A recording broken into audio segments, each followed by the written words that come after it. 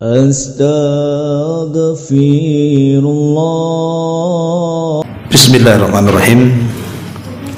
Assalamualaikum warahmatullahi wabarakatuh.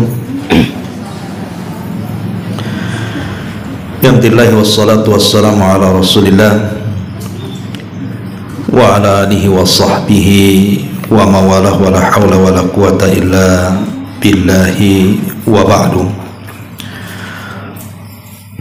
Rabbi shrah li sadri wa yassir li amri wahlul 'uqdatam min lisani yafqahu qawli, amma ba'du. Ma'asyiral muslimat yang dimuliakan Allah Subhanahu wa taala, alhamdulillah di pagi ini kembali kita bisa duduk untuk bertalabul ilmi. Salawat dan juga salam tentunya kita hadiahkan kepada Rasul kita Nabi besar Muhammad sallallahu alaihi wa ala alihi wasallam. Kita lanjutkan kajian kita, masih membahas kitab 10 kaidah dalam Tazkiyatun Nufus karya Syekh Profesor Dr. Abdul Razak bin Abdul Muhsin Al-Badr hafidhahullah ta'ala.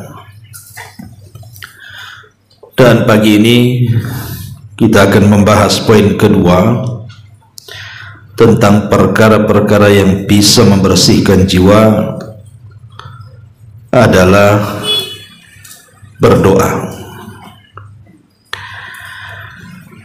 Ma'asyiral muslimat yang dimuliakan Allah Subhanahu wa taala, sering saya ulas bahwa hati ini sesuatu yang bisa menggerakkan badan.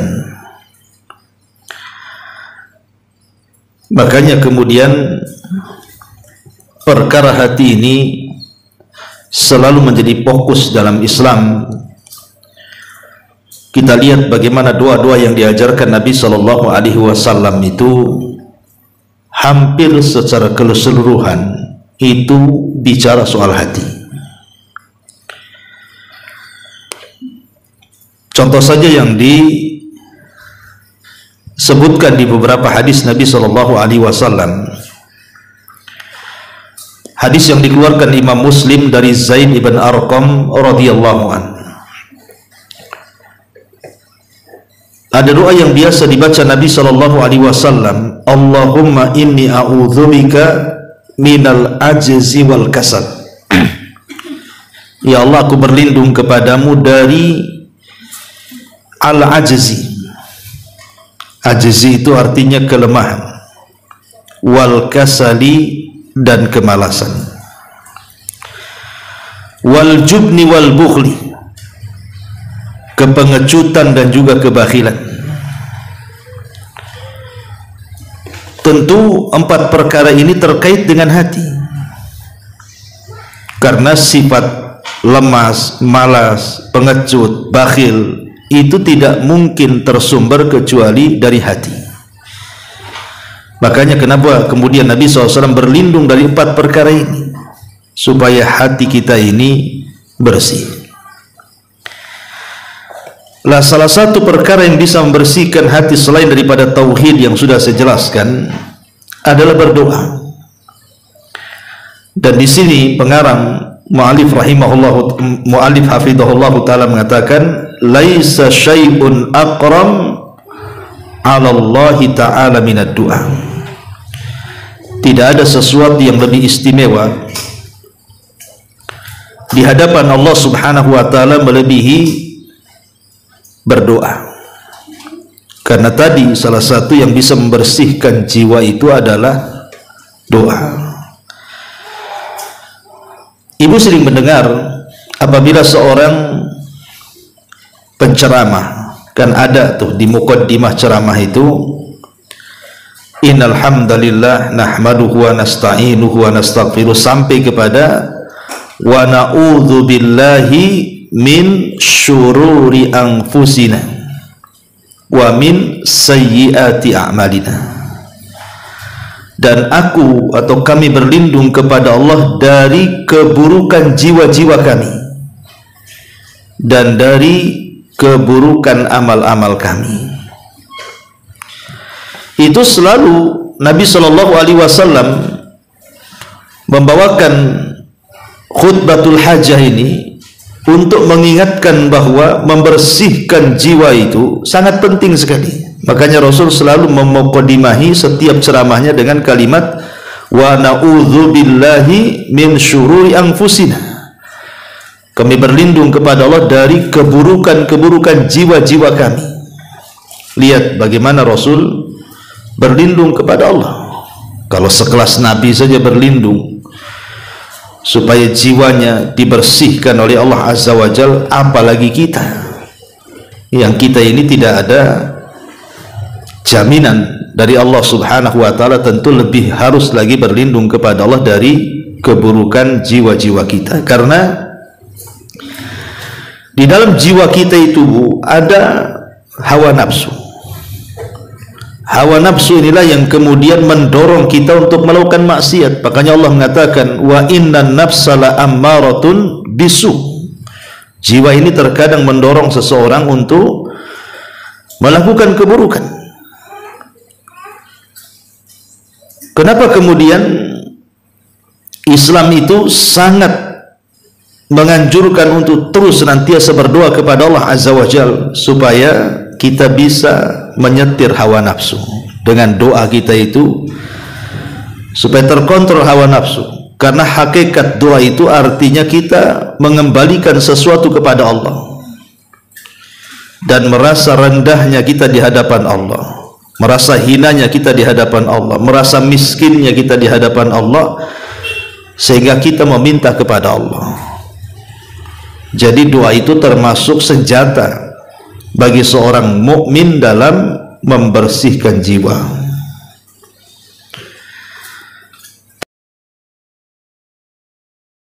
Kata mu'allif baru kita jelaskan. Di dalam buku ini mu'allif menjelaskan kepada kita doa merupakan salah satu ibadah yang paling utama di sisi Allah Subhanahu wa Ta'ala, karena sejatinya doa memperlihatkan kelemahan seorang hamba, kebutuhannya, kerendahannya, ketidakberdayaannya, serta pengakuan terhadap kekuatan Allah Azza wa Jalla. Kemudian kekuasaannya, kekayaannya, ketidakbutuhannya kepada siapapun, dan kebesarannya. Doa yang terkabul dapat menyembuhkan penyakit hati orang-orang yang memusuhinya, terlebih bagi para kekasih dan wali-walinya yang mulia. Di sini mu'allif hafizahullah ta'ala mengatakan, kenapa doa itu sesuatu yang sangat istimewa? Maka beliau memberikan alasan. Karena di satu sisi doa itu menunjukkan kelemahan kita, ketidakberdayaan kita, ketidakmampuan kita di hadapan Allah. Di sisi lain, Allah Subhanahu wa Ta'ala adalah zat yang maha kuasa, maha kaya, dan dia tidak membutuhkan makhluknya, dan dia bisa mengabulkan semua permintaan makhluk-makhluknya. Lah sebab itulah kenapa doa adalah semulia-mulianya ibadah. Karena doa itu bentuk perendahan kita di hadapan Allah, dan kita yakin Allah itu zat yang maha kuat dan bisa melakukan segala-galanya. Kemudian beliau mengatakan juga doa memiliki pengaruh yang besar dalam terkabulkannya pintu-pintu kebaikan, sebagaimana dikatakan oleh Syekhul Islam Ibnu Taimiyah dalam wasiatnya kepada kepada Abul Qasim Al-Maghribi. Kata beliau Ibnu Taimiyah, doa adalah kunci segala kebaikan. Doa itu adalah kunci segala kebaikan. Kalimat ini ini bukan kalimat biasa, ini kalimat luar biasa. Ibu masuk rumah saja kalau nggak ada kuncinya, Bu, nggak bisa masuk rumah. Ibu naik mobil, pintu mobil tertutup, terkunci, nggak ada kuncinya, nggak bisa masuk mobil. Masuk kemana saja, Bu, kalau nggak ada kuncinya itu nggak akan bisa masuk kita di dalamnya. Lah begitulah doa itu, kata Ibnu Taimiyah rahimahullahu taala, dia adalah kunci untuk membuka segalanya. Makanya jangan segan-segan dan jangan malas untuk berdoa, karena doa. Contoh umpamanya pagi-pagi kita sudah bangun, kemudian melangkahkan kerja. Lah sebelum kaki kita melangkahkan untuk beraktivitas itu, Bu, entah ibu mau ke pasar, entah suami mau kerja, entah anak mau sekolah, ya, cobalah dimulai hari itu dengan doa. Karena kita tidak tahu namanya perjalanan hidup itu. Contoh umpamanya bekerja itu kan mesti ada risiko, nggak mungkin orang bekerja tidak ada risiko, Bu. Entah kecelakaan di jalan, entah bermasalah di kantor, di perusahaan, di PT, atau apalah nama kerjanya gitu. Atau anak sekolah juga jauh melintas jalan, entah ketabrak, entah apa, kan kita tidak tahu. Kita ini tidak tahu apa yang terjadi satu hari ini. Lah karena kita tidak tahu kebaikankah ataukah mendapatkan keburukan, disitulah pentingnya berdoa tuh. Jadi di pagi hari itu, terutama setelah terbit fajar sampai terbit matahari, itu disebut waktu yang sangat berkah, yang Rasul katakan, Allahumma barik li ummati fi bukuriha, ya Allah berkahi umatku di waktu paginya. Disitulah kita berdoa supaya kebaikan satu hari itu diperoleh kita, gitu maksudnya. Itu kata Syekhul Islam Ibnu Taimiyah rahimahullahu taala. Kemudian juga beliau mengatakan, setiap kebaikan yang kau harapkan untuk dirimu sendiri, serta setiap keinginan untuk meraih kebaikan dunia dan akhirat, maka mohonlah kepada Allah, berlabuhlah kepadanya demi mendapatkan dan menggapai keinginan Anda. Allah telah berjanji akan mengabulkan orang yang berdoa dan memohon pertolongan kepada Allah Subhanahu wa taala. Bu, tidak ada yang tahu nilai sebuah doa itu kecuali para nabi dan juga orang-orang yang mengikuti nabi. Nabi Ayub alaihi salatu wassalam adalah nabi yang disebut dengan Imamus Sabirin, imamnya orang-orang yang sabar. Jadi kalau ibu ingin mencontoh kesabaran, contohlah Nabi Ayub. Jadi Nabi Ayub alaihi salatu wassalam itu Allah takdirkan, Bu, diuji dengan ujian yang sangat singkat, seluruh kekayaannya ludes. Ketika seluruh kekayaannya habis, diuji lagi, Bu. Semua anak laki-lakinya meninggal dunia. Cukup sampai di situ? Tidak. Tiba-tiba Allah Subhanahu wa taala mengirimkan penyakit kepada Nabi Ayub, penyakit yang belum pernah tertimpa kepada umatnya. Artinya penyakit baru. Kata Ibnu Katsir, penyakitnya itu benjol-benjol dari atas kepala sampai kaki, isinya nanah dengan darah dan penuh gatal yang luar biasa. Dan itu belum ada penyakit kayak gitu di kaumnya tuh. Sehingga kemudian tidak sampai di situ, lambat laun kaumnya Nabi Ayub ini akhirnya mulai meninggalkan Ayub, karena disangka penyakit yang diderita Ayub itu menular. Akhirnya kemudian masyarakat pun mulai meninggalkan satu. Akhirnya kemudian Ayub pun hanya tinggal berdua dengan istrinya. Itulah kadang-kadang ini sebagai percontohan, Bu, ya kan? Apabila suami sedang mendapatkan musibah, maka istri yang berakal itu akan selalu di sampingnya. Ketika semua manusia meninggalkan Ayub, yang tinggal hanya istri di sampingnya. Ini istri zaman dulu, Bu, ya. Kalau istri zaman sekarang nggak yakin saya. apalagi model ibu-ibu, suami sakit 10 tahun, bagus, cerai kawin lagi bu. Itu ya kan ya. Nah, istri Nabi Ayub itu memberikan contoh, bahkan bukan hanya merawat suaminya bu, istri Nabi Ayub itu sampai bekerja. Makanya dibahas para ulama akhirnya. Jadi ketika seorang suami sakit, kemudian istri yang menanggung kehidupan suami, dibahas ini oleh para ulama. Maka Allah subhanahu wa ta'ala akan memberikan 2 pahala. Pertama, pahala berbakti kepada suami, yang kedua pahala bersedekah kepada suami. Tapi dalam kondisi suami sakit. Ini enggak, suami sehat kerja juga dia, ya enggak dapat pahala lah bu ya. Pahala apa, dia nabung sendiri ya. Kecuali kalau seandainya memang dia seperti istri Nabi SAW itu, siapa namanya, Zainab bintu Huzaimah. Zainab bintu Huzaimah itu punya pekerjaan bu. Dia apa namanya, ada yang mengatakan tukang jahit, ada yang mengatakan tukang menyamak, dan macam-macam lah riwayat itu. Tapi yang jelas bahwa di antara istri si Nabi SAW itu yang punya pekerjaan, yang bekerja di rumah itu adalah Zainab bintu Huzaimah.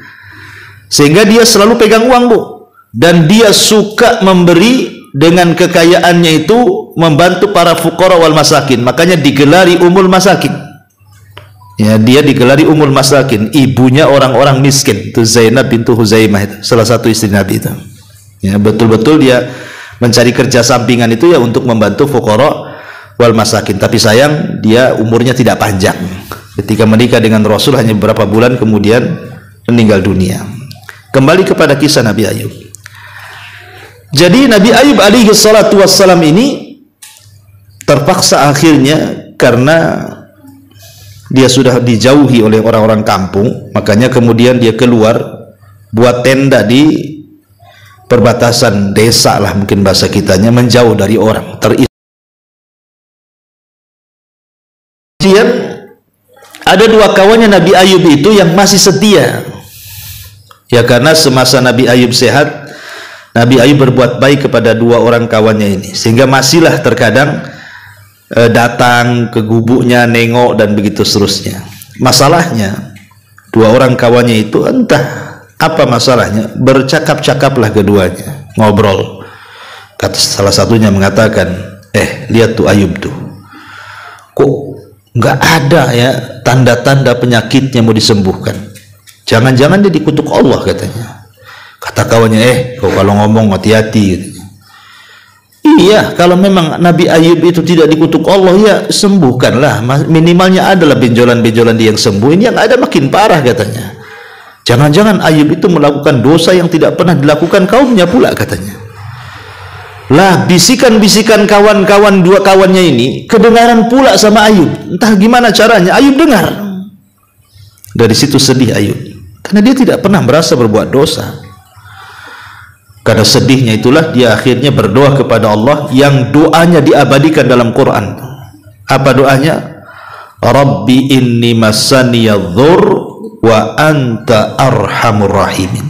Ya Rabb, aku tahu bahwa semua madarat itu yang menimpakan dirimu kepadaku, tapi aku tahu juga bahwa tidaklah engkau memberikan madarat kepadaku kecuali engkau sayang denganku. Anta arhamur rahimin, engkau zat yang maha penyayang dari seluruh hamba-hambamu penyayang. Seolah-olah kalau dibahasakan bahasa saya itu, nggak apa-apa ya Rabb, kalau engkau memang hendak memberikan ujian dengan menimpakan penyakit kepadaku, tidak ada masalah, karena aku tahu ini bentuk sayangmu kepadaku. Ya, karena ujian itu bentuk sayang Allah kepada hambanya. Ketika kemudian Ayub berdoa seperti itu kepada Allah Azza wa Jalla, selang beberapa waktu setelahnya, tiba-tiba Allah sembuhkan penyakitnya, tiba-tiba Allah datangkan kekayaannya, tiba-tiba Allah lipat daripada sebelumnya. Lihat, inilah kata ulama, lihat bagaimana nilai sebuah doa. Nah, inilah maksudnya kita mau menjelaskan tentang nilai sebuah doa, bahwa doa itu bisa mengembalikan nikmat yang hilang. Kan ini Nabi Ayub kan hilang tuh nikmatnya satu-satu. Tapi dengan penuh doa akhirnya Ayub pun dikembalikan tuh nikmat-nikmatnya. Maka ibu yang dulu pernah diberikan nikmat oleh Allah Azza wa Jalla kemudian dihilangkan, bisa dikembalikan oleh Allah dengan cara apa? Berdoa. Kemudian bersyukur. La in syakartum la azidannakum. Ini salah satu contoh kisah. Contoh yang lain umpamanya kisah Nabi Yunus alaihi salatu wassalam. Nabi Yunus alaihi salatu wassalam itu berdakwah di kaumnya luar biasa, siang malam. Tetapi Allah Subhanahu wa taala takdirkan, memang namanya fitrah dakwah, Bu, kadang diterima kadang ditolak kan. Lah kaumnya Nabi Yunus ini tidak ada satupun yang menerima dakwahnya itu. Satu Nainawa, satu Irak, itu tidak ada yang mau menerima dakwahnya Nabi Yunus tuh. Akhirnya kemudian Yunus kecewa dan mengatakan, aku akan berdoa kepada Allah, kujamin sebelum 3 hari azab akan menimpa kalian, katanya. Ketakutan kaumnya. Lah Nabi Yunus alaihi salatu wassalam karena sudah marah sama kaumnya, akhirnya meninggalkan kaumnya, Bu, tanpa tahu bahwa umatnya tuh sudah bertobat tuh. Ditinggalkan aja kaumnya tuh. Memberikan ujian kepada Yunus ketika dia berada di perahu di tengah lautan, tiba-tiba ada masalah dengan perahunya yang harus menurunkan seluruh beban-beban isi perahunya, termasuk juga orangnya. Akhirnya Yunuslah salah satu orang yang dikeluarkan dari perahu itu untuk mengurangi beban. Rupanya Allah sudah siapkan satu ikan yang menyambar Yunus alaihi salam. Bayangkan secara logika, Bu, ketika orang dimakan ikan dan berada di perut ikan, pasti mati lah, nggak mungkin nggak mati. Gimana nggak mati? Dia terlilit 3 kegelapan tuh, kegelapan perut ikan, kegelapan dasar lautan, kegelapan tengah malam. Apa nggak rungsep hidup kita itu? Ya, pasti megap-megap lah, bukan? Jangankan lagi hidup di 3 kegelapan, ibu nggak punya uang aja megap-megap kan, bukan? Itu baru uang tuh, ya kan? Nah, jadi secara logika Nabi Yunus harus mati sebenarnya. Tetapi kan kehidupan dan kematian itu kan Allah yang kasih, Bu. Yunus alaihi salatu wassalam hanya bisa berdoa kepada Allah Subhanahu wa taala, la ilaha illa anta subhanaka inni kuntu minadh dhalimin. Doanya juga diabadikan dalam Quran. Akhirnya kemudian Allah Subhanahu wa taala selamatkan Yunus. Akhirnya pun dan kembali kepada Nainawa, tiba-tiba satu umatnya beriman semuanya. Tidak ada umat satu nabi yang semuanya beriman, Bu, kecuali umatnya Nabi Yunus. Kalau umat nabi-nabi yang lain ya ada yang beriman, ada yang kufur. Kalau Nabi Yunus ini enggak. Itu satu Nainawa beriman semua, Bu. Subhanallah ya, luar biasa. Ini kembali bahwa lihat bagaimana nilai sebuah doa. Doanya Nabi Yunus bisa menyelamatkan nyawanya. Akhirnya ditumpahkan oleh laut, oleh ikan paus, dan diselamatkan oleh Allah Azza wa Jalla. Itulah yang saya katakan nilai sebuah doa. Nilai sebuah doa. Atau contoh ya yang ketiga, saya mudahkan. Contoh ini terjadi di zaman para tabi'in. Jadi ada seorang peniaga, Bu. Orang ini orang soleh, orang baik gitu. Dia kerjanya dagang. Karena orang Arab itu kan memang suka dagang. Jadi satu hari adalah orang yang menawarkan jasa angkut barang. Kalau zaman sekarang ya travel lah gitu ya. Kalau zaman dulu kan angkut barang pakai unta atau pakai keledai. Datang dia kepada orang soleh pedagang ini. Mau nggak barang-barangmu ku angkut lewat travelku gitu ya. Berapa harganya? Sekian. Oh, murah tuh. Karena kemudian murah, mau dia. Berangkatlah kemudian orang soleh ini dengan jasa angkut barang itu. Entah kenapa, Bu, kok jalannya beda gitu ya. Biasanya jalan yang dilalui itu bukan jalan ke situ. Ya jalan biasa orang-orang ma'ruf, kayak kita ke dari sini ke Batam Center atau ke Tiban kan ma'ruf jalannya ya lewat Temiang atau lewat, kalau dari sini ke Batam Center bisa lewat Muka Kuning, ma'ruf lah jalannya. Ini enggak, Bu. Jadi jasa pengangkut barang ini malah disasarkan ke padang pasir. Jadi orang soleh pedagang ini bingung dan mengatakan, Fulan, kenapa jalannya kok ke sini? Bukankah jalan yang betul ke sana? Dia mengatakan, oh ini tidak, ini betul, dan ini jalan pintas katanya. Kalau bahasa kita jalan tikus, ya. Kalau jalan kucing kan kegedean, Bu.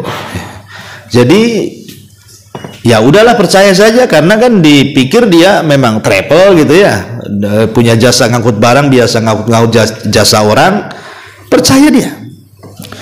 Tetapi masalahnya ketika di tengah padang pasir ini, kok makin jauh ke tengah padang pasir, makin jauh makin gak ada jalan, dan sepanjang jalan itu dia melihat ada tengkorak, tulang kaki, tulang tangan, tengkorak kepala, macam-macam.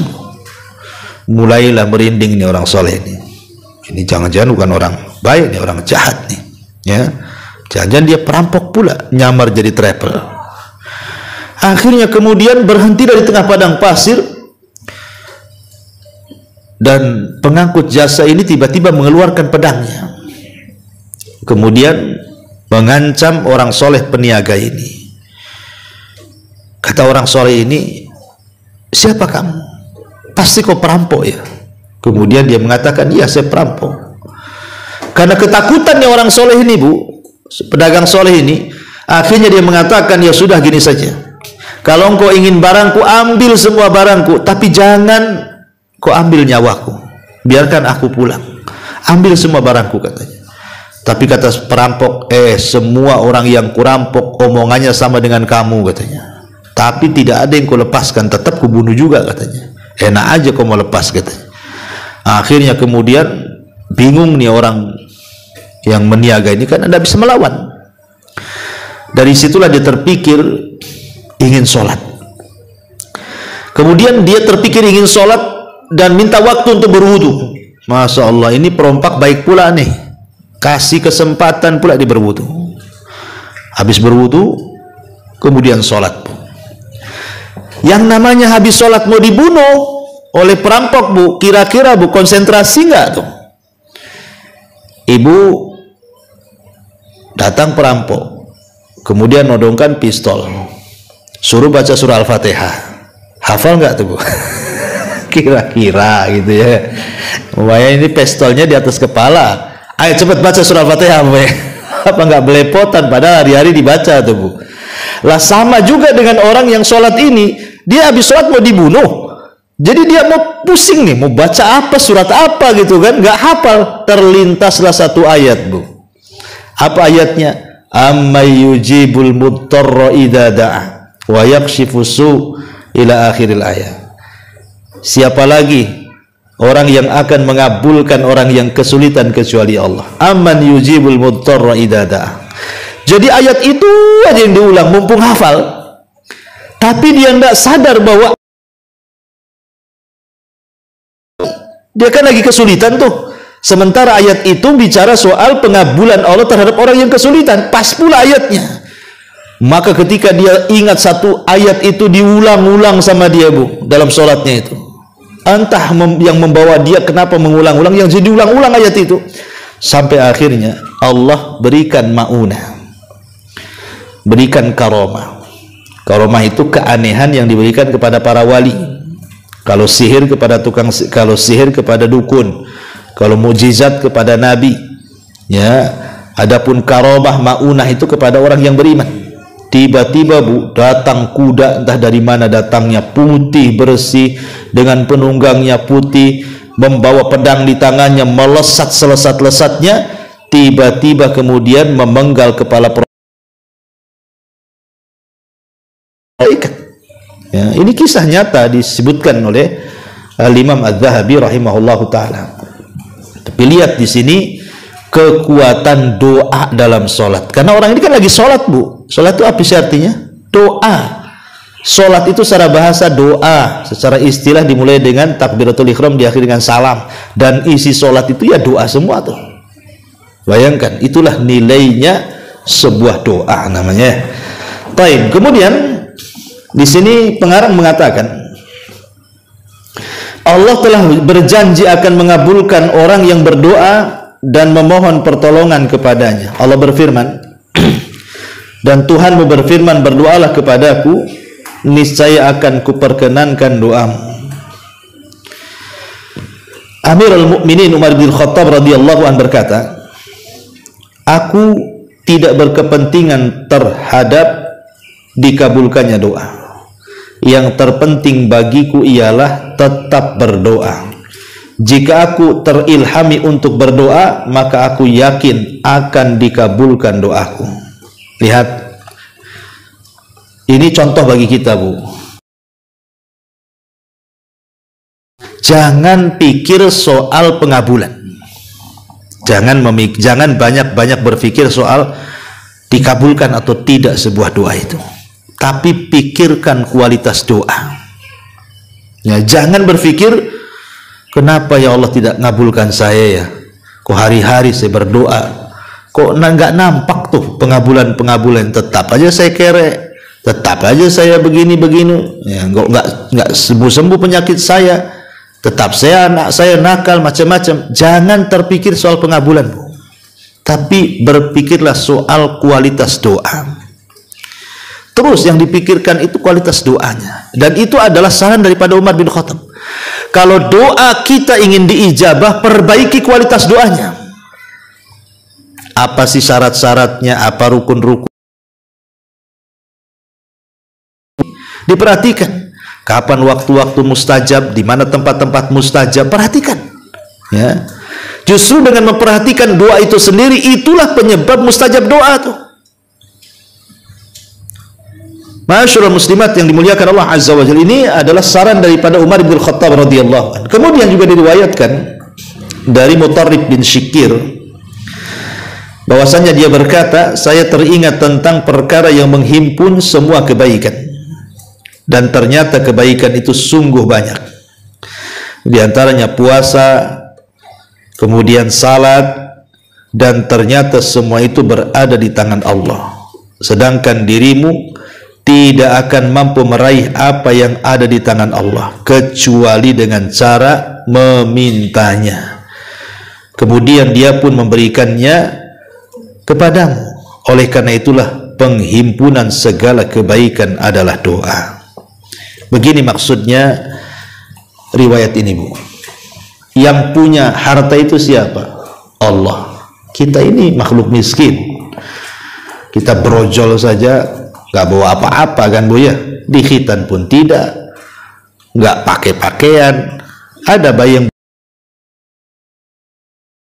lah tuh, wah orang itu lahir kok udah ada pakaiannya tuh. Nggak ada, orang itu lahir nggak ada pakaian, nggak di khitan, nggak pakai sandal. Coba kalau lahir pakai sandal, Bu, ya, pakai sepatu boot gitu kan. Nggak ada ceritanya. Orang lahir itu loh nggak punya kekayaan secuil pun. Kemudian terlahir pun mata pun nggak bisa lihat, telinga pun nggak bisa dengar, badan pun lemas. Baru sedikit-sedikit pandangan mulai tajam, telinga mulai mendengar, pikiran mulai berpikir, badan mulai kuat. Baru dengan cara seperti itu dia bisa mencari nafkah, akhirnya kaya. Tapi yang ingin saya katakan bahwa yang punya kekayaan itu siapa? Allah. Maka mintalah kekayaan kepada zat yang punya kekayaan. Ya, kalau kita minta kaya kepada zat yang kaya, Bu, pasti kita kaya. Tapi kalau kita meminta kepada zat yang miskin, macam mana bisa kaya? Karena banyak orang-orang yang ingin kaya, mintanya bukan kepada zat yang kaya, kepada dukun. Lah dukun lo sama dengan kita manusia. Coba bayangkan, di zaman sekarang lo masih ada orang yakin dengan dukun. Masih ada orang yakin bahwa dukun itu bisa mengganda-gandakan uang. Yang ada uang dia yang berganda, uang kita yang habis. Ya kan? Uang dia betul berganda-ganda dari kita. Uang kita habis. Jadi kita kena kibul dukun lah jadinya. Jadi di sini mu'allif hafizahullah taala membawakan riwayat ini seolah-olah doa itu membuka pintu semua kebaikan. Itu kenapa? Karena tadi kalau kita ingin kaya, minta sama orang kaya, sama zat yang kaya, Allah. Kalau kita sakit, yang ngasih kesembuhan itu siapa? Allah. Minta kepada Allah, pasti sembuh. Kalau kita lagi stres, Bu, siapa yang ngasih ketenangan? Allah. Minta ketenangan kepada Allah. Apalagi kalau ibu lagi ada masalah, konflik dengan suami, dengan orang tua, dengan tetangga, yang menyelesaikan konflik itu Allah, minta Allah menyelesaikannya. Kan enak, Bu. Kalau ada masalah apapun di dunia, tinggal berdoa kok. Ya, dan yakin bahwa Allah Subhanahu wa taala pasti mengabulkan doa kita. Mustahil kalau Allah tidak mengabulkan doa kita. Pasti Allah mengabulkan doa kita. Cuman ada yang cepat pengabulannya, ada yang lambat, ya. Tetapi kenapa mu'allif rahimahullah ta'ala membawakan doa ini kepada bab tentang tazkiyatun nufus? Ya, di sini permulaannya. Di dalam kitab At-Tazkiyah bab kesucian jiwa, terdapat hadis sahih yang diriwayatkan dari Nabi SAW. Beliau berdoa dengan mengucapkan, Allahumma ati nafsi taqwaha wa zakkiha anta khairu man zakkaha anta waliyuha wa maulaha. Ya Allah, berikanlah ketakwaan pada jiwaku dan sucikanlah ia, karena hanya Engkaulah yang mampu untuk mensucikannya. Engkaulah yang menguasai dan Engkau, kata pengarang, mengandung isyarat dan peringatan bahwa kesucian jiwa itu di tangan Allah yang maha mengetahui hal-hal yang gaib. Dan kunci utamanya adalah doa, serta merasa sangat butuh kepada Allah Subhanahu wa taala. Sebab itulah doa yang kerap dibaca Nabi sallallahu alaihi wasallam adalah, ya muqallibal qulub tsabbit qalbi ala dinik. Wahai zat yang membolak-balikan hati, tetapkan hatiku di atas agamamu. Ma'asyiral muslimat yang dimuliakan Allah Azza wa Jalla. Satu hari Umar bin Khattab radhiyallahu anhu, entah dari mana di tangannya itu, Bu, membawa lembaran Taurat. Kemudian lewat di dekat Nabi. Kemudian Nabi bertanya, karena Umar kan nampak tuh bawa lembaran-lembaran. Kata Nabi, itu lembaran-lembaran apa wahai Ibnu Khattab? Maka Umar mengatakan, ini lembaran-lembaran Taurat wahai Rasul. Oh, marah Rasul. Ketika Umar membawa lembaran Taurat, marah Nabi dan mengatakan, amutahawwikun anta ya Ibnul Khattab? Apakah kau sudah bingung wahai Ibnul Khattab? Laqad taraktukum 'alal bayda lailuha kanahariha la yazigu anha illa halik. Kata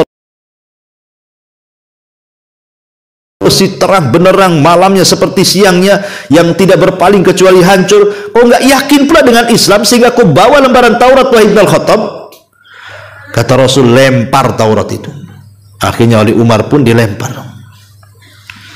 Lihat ketakutan Rasul kepada Umar. Kalau takut Umar jadi Yahudi. Padahal, Bu, Umar ini orang cerdas. Nggak mungkin juga dia jadi Yahudi, kan, Bu? Tapi bukan nggak mungkin, bisa aja terjadi, kan, gitu. Makanya Nabi Shallallahu Alaihi Wasallam sangat mewanti-wanti kepada Umar dengan bahasa usul itu, namanya syaddud dari'ah, namanya sedia payung sebelum hujan. Jangan sampai Umar terlampau memperdalam Taurat dan meninggalkan Quran sehingga terpengaruh dengan ajaran Yahudi dan meninggalkan Islam. Dan itu yang banyak, Bu, di zaman sekarang ini. Ada mahasiswa-mahasiswa yang sok-sokan, Bu, ya, jurusan filsafat atau apa gitu. Quran aja belum dikuasai, hadis-hadis Nabi belum dikuasai, masuk pula ke perbandingan agama. Dia baca Bible, baca perjanjian lama, perjanjian baru, Taurat, Injil. Kononnya apa? Kononnya untuk perbandingan agama. Bukan perbandingan agama, Anda sedang membanding-bandingkan. Akhirnya karena terlampau banyak kitab Injil yang dibaca, akhirnya terpengaruh dengan Nasrani, Islam pula dijelek-jelekan akhirnya. Nggak perlu, Bu. Ngapain kita mempelajari agama orang, baca kitab orang? Quran aja lah kita baca, kita hafal, kita renungkan. Kok sibuk pula mempelajari kitab-kitab di luar daripada Islam? Apa manfaatnya? Nggak ada manfaatnya. Itu sudah tugasnya para ulama lah, biarkan kita sekelas kita ini tidak perlulah ya beli-beli Bible, beli-beli ini kemudian dibaca, nanti terpengaruh, setan datang di situ. Seperti yang sering saya contohkan kan, Ibu ya, saya kan punya tetangga dulu di Batam Center tuh, Bu. Dia wanita muslimah. Ya, kemudian suaminya Kristen. Nikah. Kemudian punya anak, dia pula ikut Kristen. Yang si istrinya itu karena agama suaminya Kristen, ikut Kristen. Akhirnya sama suaminya diajak ke gereja tiap minggu, terus diajak ke gereja. Kemudian dia ngomong sama orang-orang, semenjak aku ikut agama suamiku, katanya, semenjak aku sering ke gereja, kok tenang rasanya. Beda dulu waktu masih muslim, ke masjid itu rungsep rasanya. Karena dia nggak pernah belajar Quran, Bu. Ya, dia waktu Islam kemana? Mungkin nggak kayak ibu gini kan? Coba kalau waktu Islam dia kayak ibu datang ke majelis taklim gitu ya, belajar agama. Saya yakin ibu kalau ke gereja nggak tenang juga. Nggak tenang, Bu, kalau Islamnya kuat. Yang bilang masuk gereja tenang itu karena Islamnya nggak kuat dia. Dia nggak pernah belajar Islam, tahu-tahu rajin ke gereja, dia bilang kok enak juga di gereja ini kan itu. Itu karena dia nggak pernah belajar Islam. Kalau dia tahu belajar Islam itu agama yang paling lengkap itu cuma Islam tuh. Ya. Kok bisa dia ngomong begitu kan? Nauzubillah, itulah setan, Ibu ya kan. Ma'asyiral muslimat yang dimuliakan Allah Subhanahu wa taala. Jadi dari sini kita tahu bahwa penting kita ini membersihkan hati dengan cara apa? Minta kepada Allah jangan sampai hati kita dibolak-balik, gitu maksudnya. Jangan sampai saya ini insya Allah kuat imannya, kata siapa? Ibu kuat iman? Tidak. Iman itu bertambah berkurang, bertambah dengan ketaatan, berkurang dengan kemaksiatan. Itulah akidah ahli sunnah ya. Jadi jangan pernah kita merasa suci, merasa kuat iman, merasa berilmu, merasa dan begitu seterusnya. Karena bagaimanapun hati ini bisa berbolak-balik kapanpun. Jangankan itu, saya kisahkan satu kisah. Pertama dalam Quran, ketika Allah Subhanahu wa taala berfirman, "Watslu 'alaihim naba'alladzina ataina" gimana? "Watslu 'alaihim naba'abna" watslu alaihim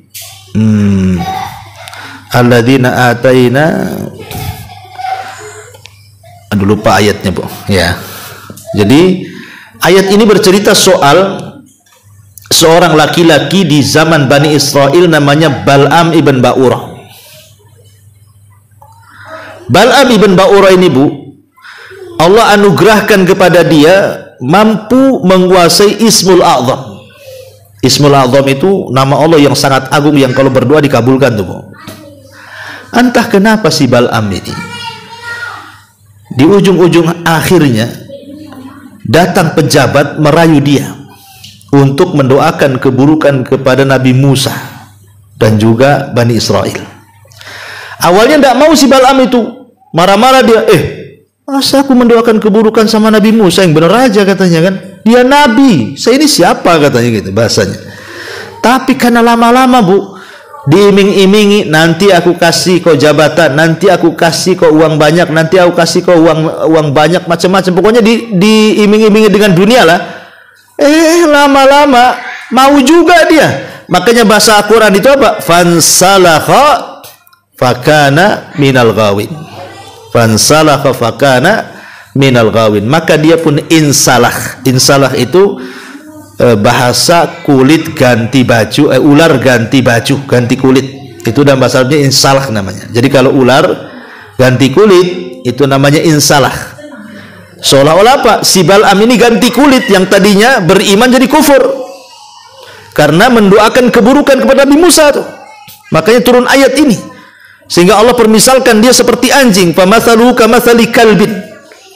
Ya, permisalan si Bal'am ini seperti anjing. Kau halu tetap menjulurkan lidahnya, tidak kau halu tetap juga dia menjulurkan lidahnya.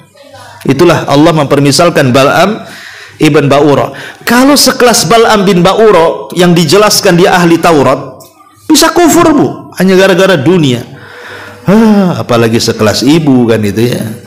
Makanya penting kita ini membekali dengan iman dengan ilmu dan pengetahuan supaya jangan mudah terbolak-balik dan terombang-ambing hati yang sudah Allah berikan istiqomah. Makanya banyak berdoa, ya muqallibal qulub tsabbit qalbi ala dinik. Wahai zat yang membolak-balikan hati, tetapkan hatiku di atas agamamu. Ummu Salamah pernah ngomong, Rasul, kenapa kok doa itu aja yang kau baca? Maka Rasul mengatakan, ya Ummu Salamah, kamu tahu enggak bahwa hati kita ini berada di jari jemari Allah Subhanahu wa taala, dan Allah Subhanahu wa taala akan membolak-balikan sesuai dengan yang Ia kehendaki. Ma'asyiral muslimat yang dimuliakan Allah Azza wa Jalla, inilah diantara keterangan dari muallif bahwa doa itu bagian daripada tazkiyatun nafas. Taib, ada tambahan sedikit dari hadis Abdullah bin Mas'ud radhiyallahu anhu. Rasul mengatakan, Allahumma inni as'alukal huda wa tuqa wal afafa wal ghina. Kata Abdullah bin Mas'ud, Nabi SAW selalu berdoa dalam hidupnya, ya Allah, aku meminta kepadamu dari petunjuk, takwa, dan al-afaf, kebersihan jiwa, dan juga al-ghina, kecukupan. Di sini kata sebagian ulama, lihat bagaimana Nabi SAW mengumpulkan dalam satu doa. Pertama petunjuk, dan itu dengan ilmu yang bermanfaat. Yang kedua dengan takwa, meminta takwa, dan itu dengan amal saleh. Yang ketiga tenangnya hati, dan itu dengan afaf. Afaf itu artinya menjaga diri untuk meminta-minta, dan juga dengan al-ghina billah, cukuplah Allah yang memberikan kekayaan tanpa harus meminta-minta kepada manusia, dan itu semua adalah amalan hati. Ya, baik huda, tuqa, afaf, dan juga ghina, itu semua adalah amalan-amalan hati yang diajarkan Nabi sallallahu alaihi wasallam. Wallahu alam. Sampai di sini, Bu. Taib, sebelum saya tutup, silakan kalau ada yang bertanya.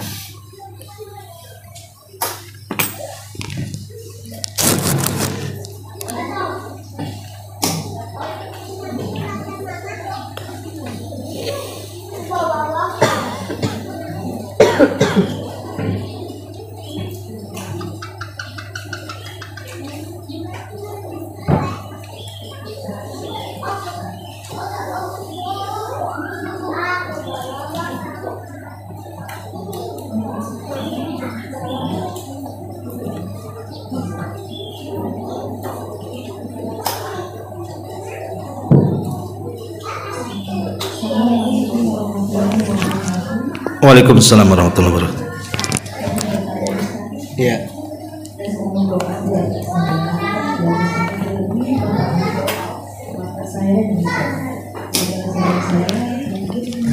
Gak dengar, Bu, ngomong apa, Bu? Agak keras coba. Ini apa saya yang budak, Ibu yang pelan, ya, atau terbalik? Ya, ya agak keras, Bu.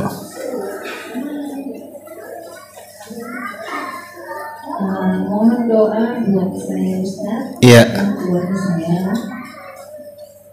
Begitu juga buat bapak ibu saya dan saudara-saudara saya yang belum muslim.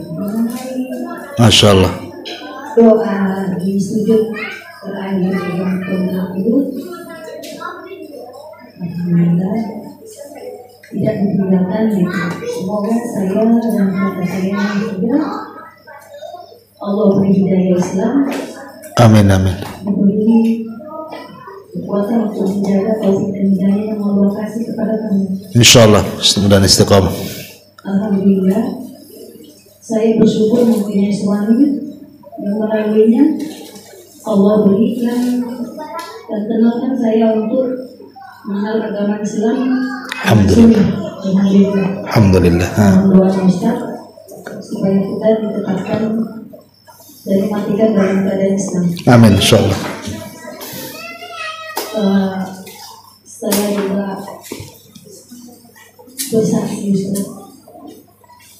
Setelah saya mengenal Islam, alhamdulillah hati saya senang. Bukan seperti yang Ustaz katakan tadi, sebaliknya memang mungkin saudari yang Islam menjadi masuk ke agama Nasrani. Iya. Saya hanya berdoa, saya memohon karena saya yakin dan Tiada yang mustahil bagi Allah seperti pun fayakun. Tiada yang mustahil buat bapak saya walaupun bapak saya mungkin seorang penceramah di gereja. Tiada yang mustahil bila Allah berkehendak akan yang hidayah buat bapak saya di sisi umur Allah berikan. Mohon doa Ustaz. Insyaallah, insyaallah.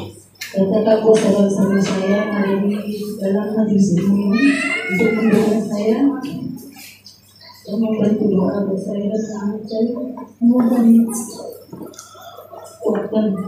Iya. Dan saya mengingatkan saya untuk selalu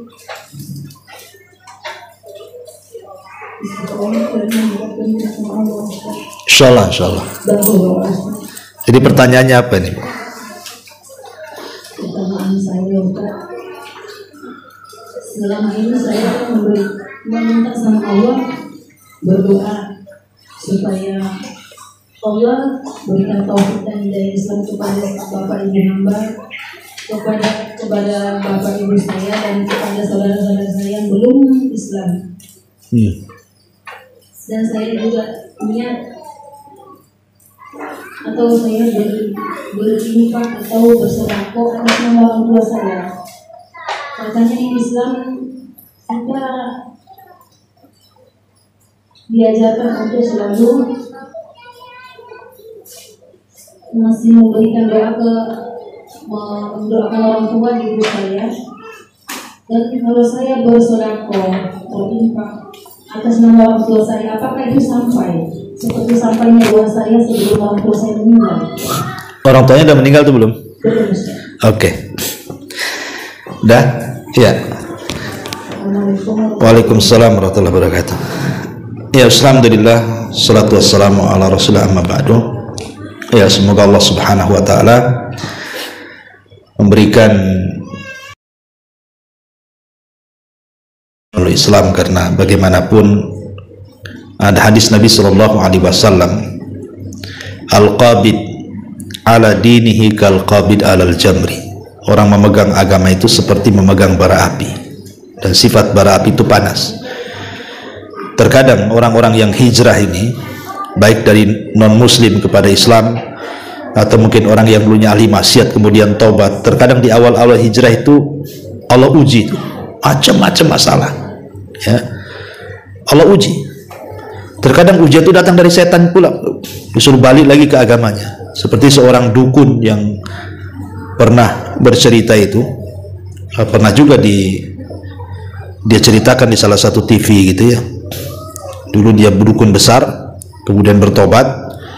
Rupanya setelah tobat, setannya yang biasa dia gunakan untuk berdukun tuh nggak terima. Akhirnya kemudian sama setannya dikasih banyak-banyak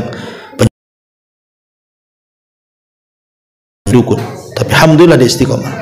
Ya, artinya bahwa kalau orang baru hijrah itu biasanya begitu, banyak rintangan, banyak tantangan, banyak ujian, macam-macam ujian dari keluarga, dari anak, dari macam-macam lah ujian itu, supaya liya'lamallah, agar Allah mengetahui mana orang-orang yang kadzibun, mana orang-orang yang shadiqun, mana orang-orang yang dusta, mana orang yang jujur. Ya, makanya saya doakan mudah-mudahan ibu istiqomah dan juga keluarga, dan mudah-mudahan juga keluarga ibu mendapatkan hidayah. Yang belum masuk Islam, semoga Allah berikan hidayah kepada mereka. Allahumma hdi bihim, ya Allah berikan hidayah kepada mereka. Mereka itu di atas kenasranian karena mereka tidak tahu nikmatnya Islam. Kalau mereka tahu nikmatnya Islam, pasti mereka pindah agama.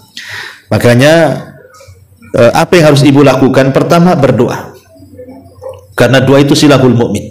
Doa itu senjatanya orang yang beriman, dan doa itu sesuatu yang ajaib. Kenapa? Karena mengabulkan sesuatu yang mustahil menjadi mungkin.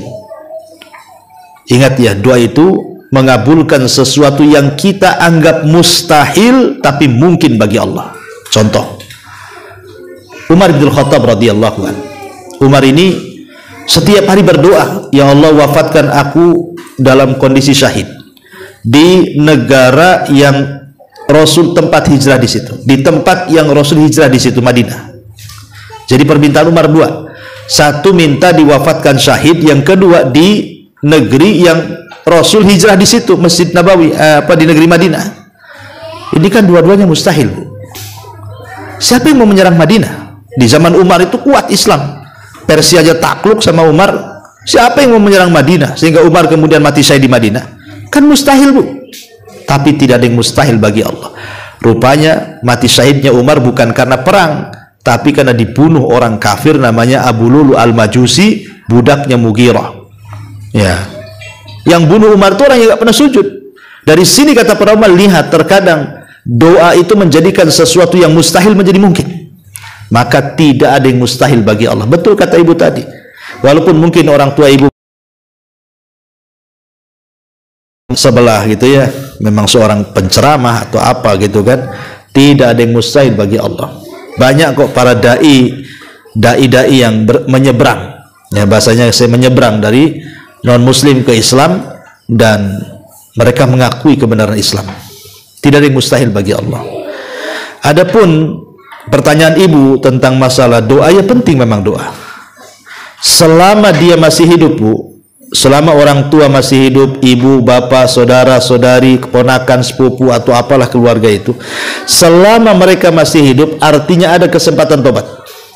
Ada kesempatan untuk menarik dari agama mereka dan kembali ke Islam. Selama mereka masih hidup, maka doakan mereka di waktu-waktu mustajab agar dapat hidayah. Tapi kalau mereka sudah mati dalam keadaan kafir, maka tidak bisa kita doakan. Tidak bisa doakan. Mengirim sedekah pun tidak akan sampai kalau ibu tahu bahwa orang tua mati kafir. Jangankan ibu, Nabi saja meminta ampunkan kepada Abu Thalib pamannya, ditolak. Turun ayat, makana lin nabi an yastaghfiru lil musyrikin walau kanu ulil qurba. Ya, tidak layak bagi seorang nabi memintakan ampun kepada orang musyrik walaupun itu kerabatnya sendiri. Abu Thalib, bapak angkatnya, ditolak sama Allah. Apalagi sekelas kita. Maka mumpung masih hidup, doakan mereka mendapatkan hidayah, doakan mereka mendapatkan taufik, dan doakan mereka supaya menyadari kesalahan mereka dan berpindah kepada agama yang hak. Dan yang sudah hijrah, yang sudah pindah agama ke dalam Islam, teruslah belajar, teruslah istiqomah, karena hati kita itu di dalam jari jemari Allah. Allah kapan saja bisa menyesatkan kita. Betapa banyak orang yang hijrah ke dalam Islam, belakangan balik lagi dia ke kekafirannya, naudzubillah. Kenapa? Karena tidak ada istiqomah di situ. Maka penting istiqomah, terus belajar dan tingkatkan amal soleh, terus berdoa kepada Allah Subhanahu wa taala agar Allah memberikan kekuatan kepada kita. Wallahu a'lam bishawab. Saya kira cukup satu aja pertanyaan karena saya juga ada kegiatan. Subhanallah bihamdika asyhadu an la ilaha illa anta astaghfiruka wa atubu ilaik. Allahu ta'ala alam. Assalamualaikum warahmatullahi wabarakatuh.